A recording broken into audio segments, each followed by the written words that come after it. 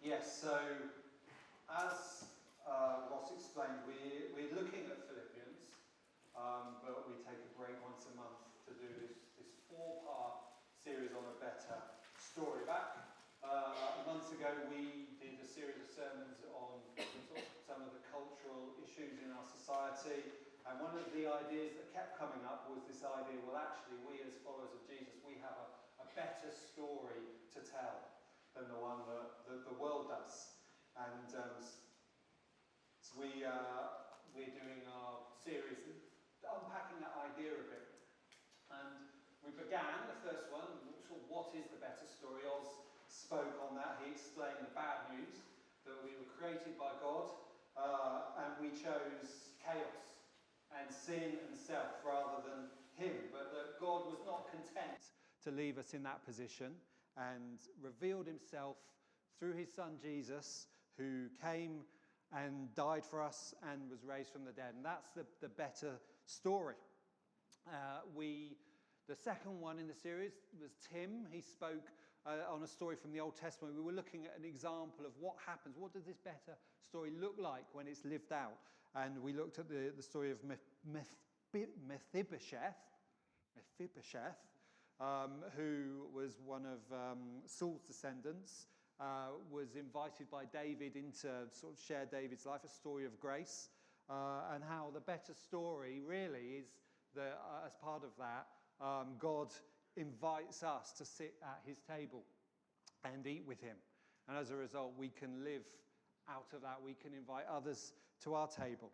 So I'm speaking today, the third one in the series. The next one, the fourth and final, we're hearing on December the 29th. It's looking at Revelation, which you might say, is it the end of the better story? It's not really. It's the end of this part of the better story. The story continues. Revelation shouldn't really end, the end. It should end, to be continued. That's how the book of Revelation should end. And that's what we're looking at. But today, the third part in the series, we're looking again at the story of what happens when someone is invited to live in this better story. What happens? And the person we're looking at today is Saul.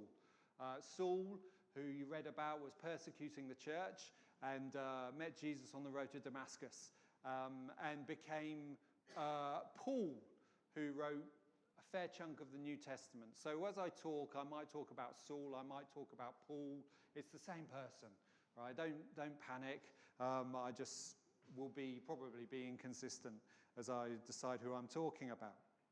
And as we look at this story, I was thinking, it was kind of reminding me, I was thinking about this, the better story, the better story that Saul was invited to. And there was a part of me that was thinking, is this story we have and we proclaim and we say we live, is it really a better story?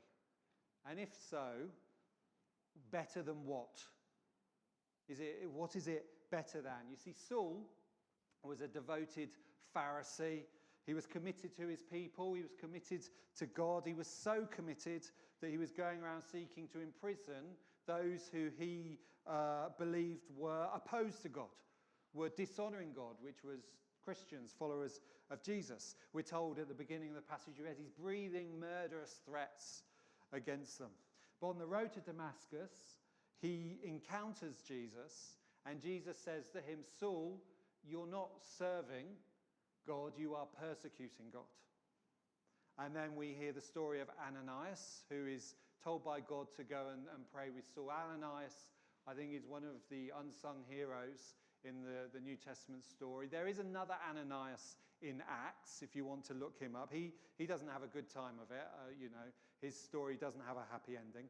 But this Ananias, this is a good Ananias. He is told, go to Saul, welcome him into this better story. And Ananias says to God, well, I don't know if you've been keeping up with current events, God, but this Saul guy is quite dangerous. He's persecuting people like me. He wants to put people like me in prison. And God says, no, you go. So Ananias goes to him, greets him, brother Saul. Welcome to the better story. And that's what's happened. And so Is Saul now in a better story? Is it better than what Saul was living before? And you can, on the surface level, you say, well, of course it is. Before he was going around, he was approving of people's deaths. He was wanting to put people in prison. He was threatening lives. He was persecuting people for their faith. And now he's not. So obviously it's a better story, right? That's better than what he was doing before.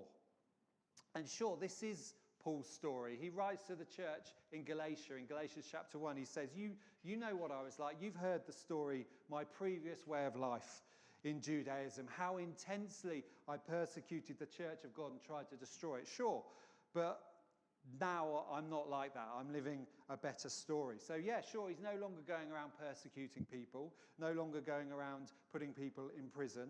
A bad man has, turned into a good one. But the thing is, this is not actually how Paul understands the story he's been invited into. This is now not Paul's framework for understanding the gospel. He reminds the Galatians, yeah, you know of my previous life, but he also says to them, but I was also a genius. I was a prodigy. I was advancing in Judaism way beyond many who were older than me.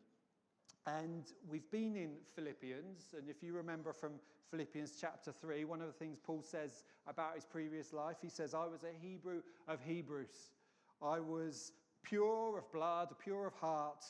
I was devoted to a righteous life. I was faultless in words and action. He wasn't living a bad life before. He was living a good life.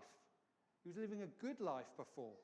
But now he's a part of this better story. And I think this is the struggle. And as I was going through this passage, I was thinking about this. I thought this is the thing that I struggle to remember.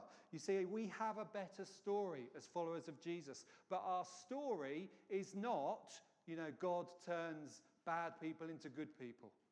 Our story is not, people like Saul who are approving of murder become good people. That's something that happens because of the story we tell, but that is not our story. That is not the story. That's not how Paul understood the better story. He says, I was living a good life, but now I consider it all rubbish compared to what? Compared to knowing Christ. That's our story.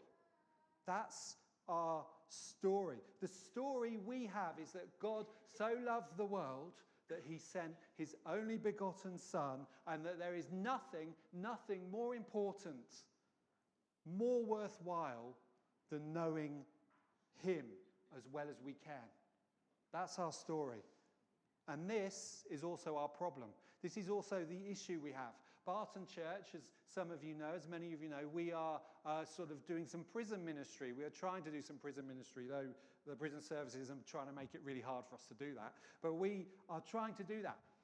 And if you say to people, if you tell people we're going into prisons and we're saying to prisoners, we have a better story for you, I think a lot of people would say, oh, that's good. That's good. They need to hear this better story, these people who have messed up their lives. They won't mind us doing that. But if you then say to them, well, actually, this better story is for you too. It's not just for people who are in prison. This is a better story for you. We've got a better story for you as well. They might not be so keen to hear that. They might not be so encouraging about that. I'm not sure the general public mind us telling our story to people in prison, but I'm not sure they want us hanging around outside banks saying, well, you've got some money, but you know what's really important? You know what the treasure really is?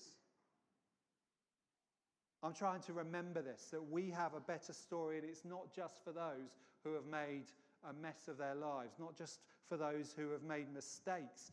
It's not just for those who are causing society problems. We have a better story for every human being, every man, woman, child who's ever lived. And I find myself asking, do I really believe that? Do I really believe that, or do I forget that? You see, maybe not all the time. Maybe I don't believe it all the time. Maybe there's a part of me that forgets that actually what we have is a better story for everyone. Because you know what? It is not an easy story to sell. It's not an easy story to tell to people. There was a man called Jim Strain who was a screenplay writer and a Christian. And he wrote the screenplay for Jumanji, the film Jumanji. Now, they remade the film, I think, with Jack Black and Dwayne Johnson and so on. I haven't seen it, but some of you of my age and so on may remember the original with Robin Williams. Yeah, you remember that? That was written by a guy called, the screenplay for that was written by a guy called Jim Strain, who was a Christian. And one thing he did once, he wrote a screenplay for a television series called MASH. I don't know if many of you are familiar with MASH. It's a sort of comedy drama set in an American military hospital during the Korean War. But anyway, he wrote a screenplay for a script for one of the episodes of MASH. And in this story that he wrote, one of the characters in this is a Roman Catholic priest who's a chaplain at this military hospital. And he wrote a story where the priest, the character, began to feel attracted to one of the nurses who was working in the hospital. And he was wrestling with this because he's a Catholic priest. He's taken vows of poverty, obedience, chastity. And he's struggling with this attraction he feels this woman. And the episode is really about this conflict in him between, choosing this woman and choosing God. And at the end of the episode, he says no to the woman. He reaffirms his commitment to God. And Jim Strain said, I had a really difficult time selling that episode. So, because he took it to the producers, and they said, we love it, it's great, but you've got to change the ending to make it more realistic. And he said, what would be more realistic? And he said, well, the priest rejects God. He chooses the woman he loves. That's the story. That's the story the world has. It's hard to sell an alternative story. It's hard to sell a story where you reject love and choose God. That's the story we have. This is the problem we have to face up to if we do believe that this is a better story that we have, because there are things about the gospel that are very, very hard to swallow, that are very difficult to take. Paul turns his back on his past, his life of hatred, and God says to him, this man, he's going to take my story to people who have never heard it before. He's going to spread this story to people who have no idea who I am.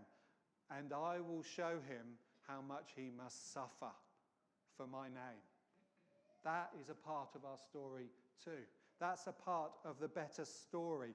Come join our better story. We have peace, we have forgiveness, we have union with God. We have suffering. Do you want to be a part of that story? If you make the gospel sound easy, you are not being honest. You are not being honest. Fred Craddock tells the story of a young woman who's engaged to be married to a man, but she was not at peace about the marriage that was coming.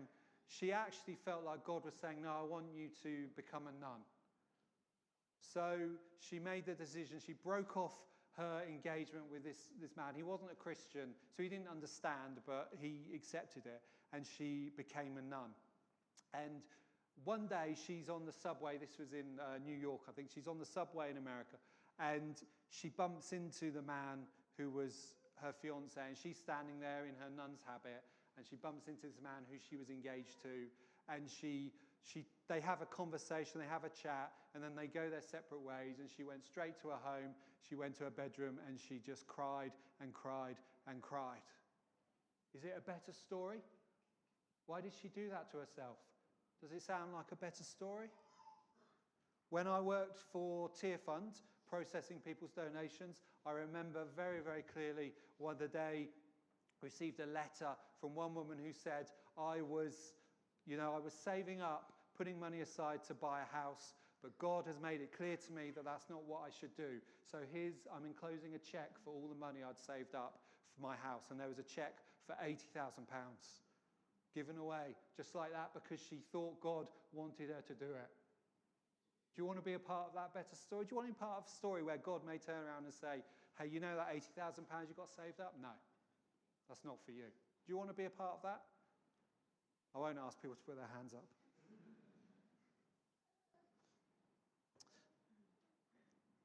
So yes, we'll go into prisons, we will tell our story, and people will say, that's great, go Go and tell them that, because people think, I genuinely think people think the gospel is a story about turning criminals into productive members of society.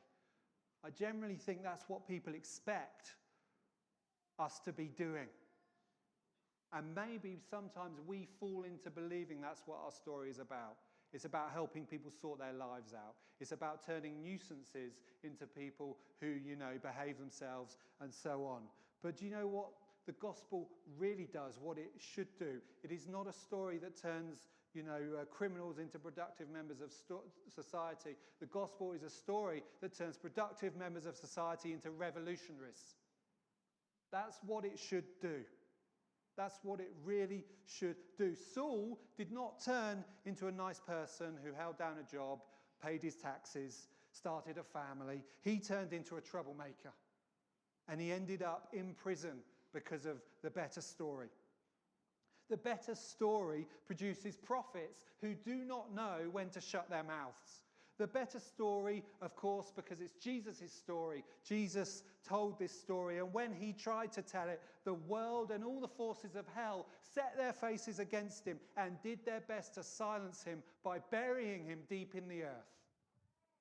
And it didn't work.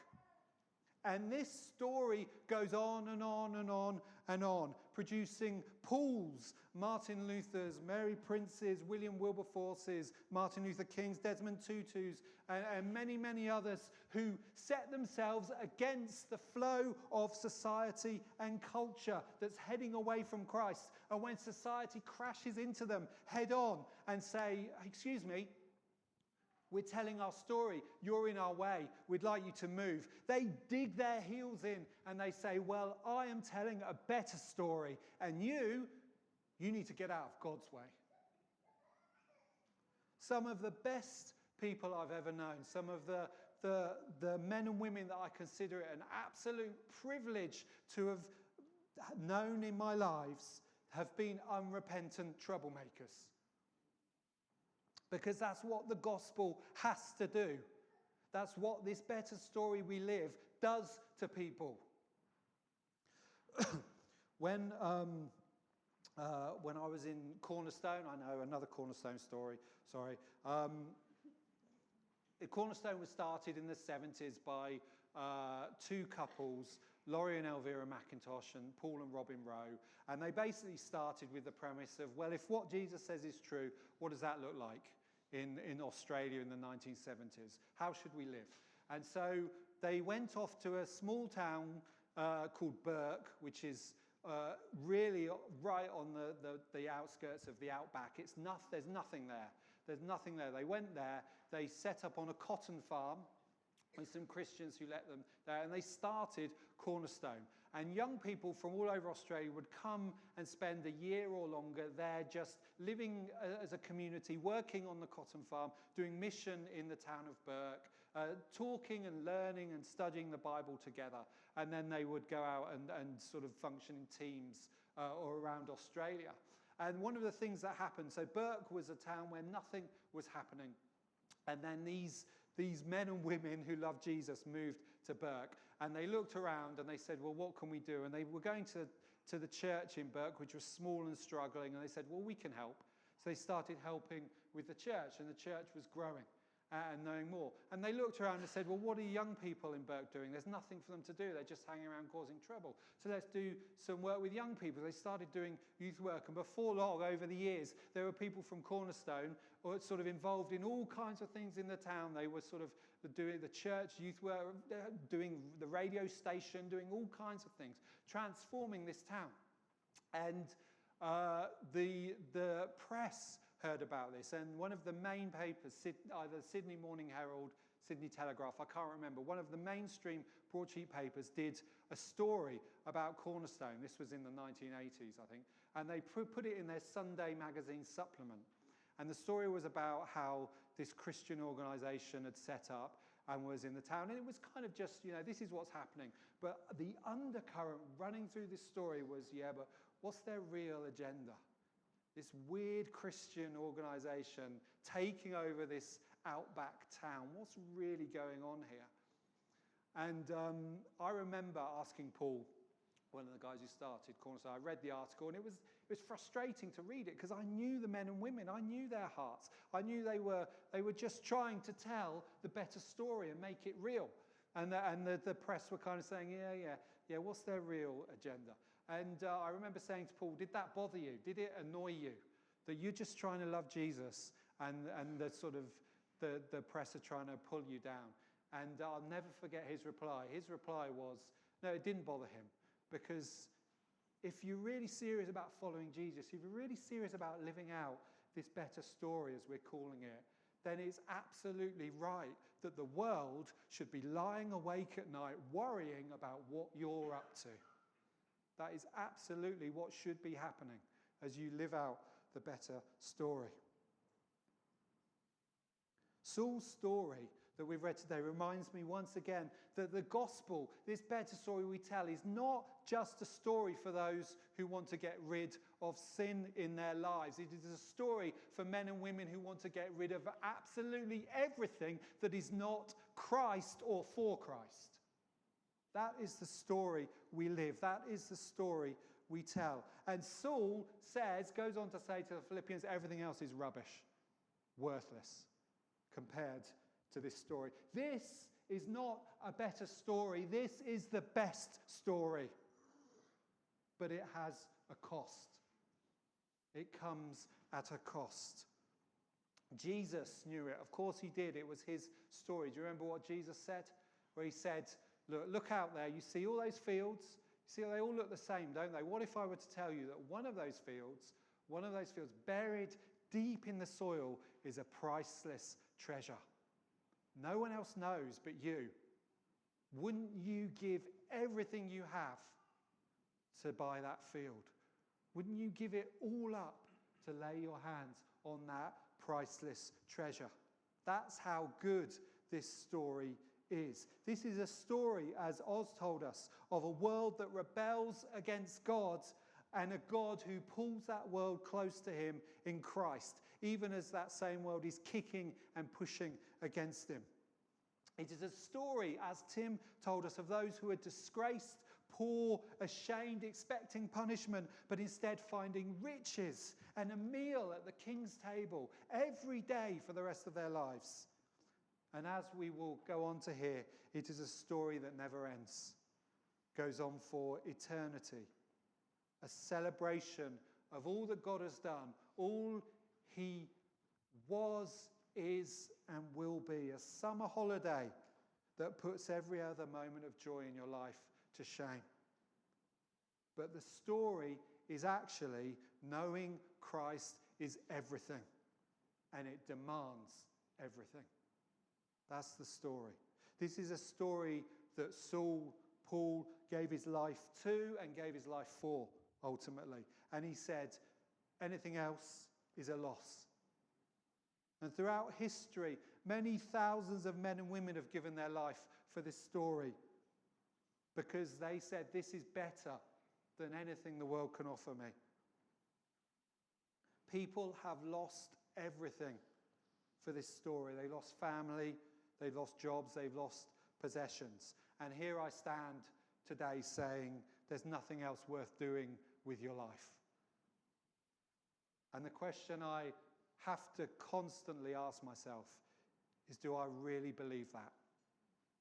And if so, am I willing to live it out?